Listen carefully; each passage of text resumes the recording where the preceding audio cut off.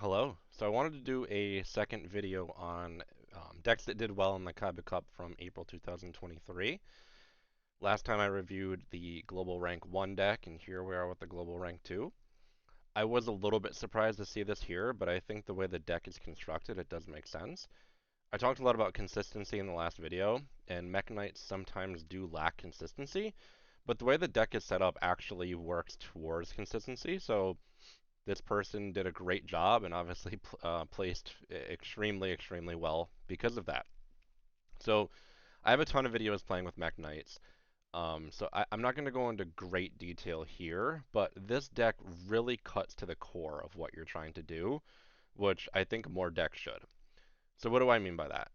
We have three purples. As you may know, the purples allow you to draw any of the other Mekk Knight cards if banished, and you can bring them back next turn. So you're always pretty much going to have three, maybe two, but three is really ideal.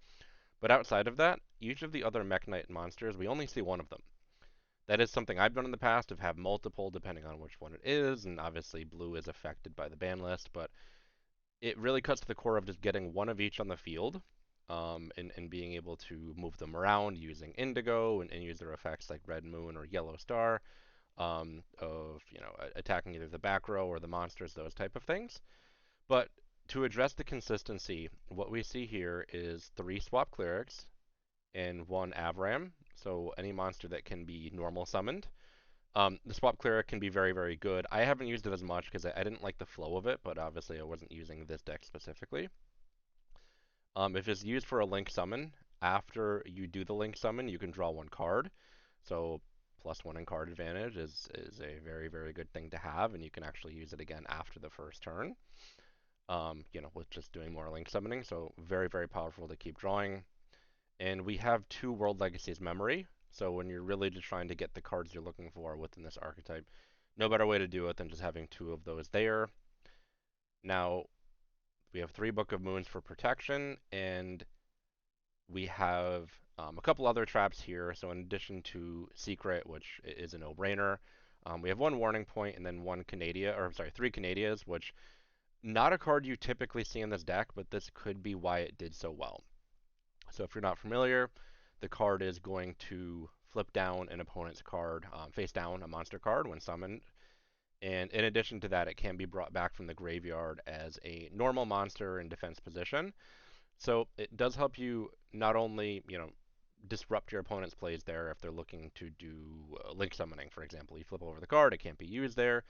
But Mekk Knights also, will struggle at times with getting cards on the field that are not the special summonable Mekk Knight monster. So really anything other than Avram.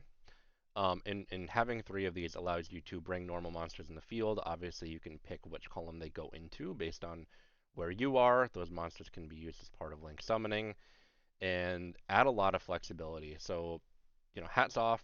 There were a few people that I saw, at least in the top 100 for now, that had a similar setup, and it makes sense why. This can play really, really well. I'm probably going to try it at some point in the future. Now, in addition to having all of these kind of powerful combinations in the normal deck, we have two of the Photon Dragons, or I'm sorry, the Galaxy Edge Dragons in the extra deck. We have a Nightmare Unicorn, one Mekk Knight Morningstar, which is kind of the core where you have that on the field, and monsters from your opponent's side of the field cannot destroy a monster in a different column, so it becomes much, much more difficult to attack.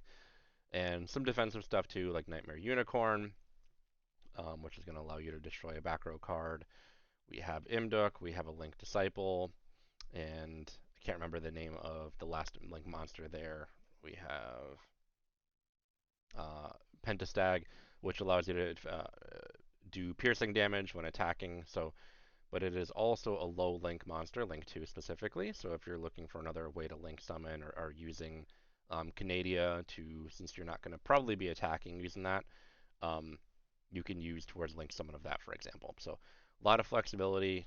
Um, Took a deck that was already really good, was tier 1, made it a bit more consistent, which is, again, a key theme for this tournament, and placed incredibly well. So little surprised to, again, see the setup here, but I think it makes total sense, and I'm excited to try it. So let me know in the comments below, is this a deck you would try? Are you surprised to see the setup at all, or are surprised with the success that it had within the tournament? Hope this has been helpful.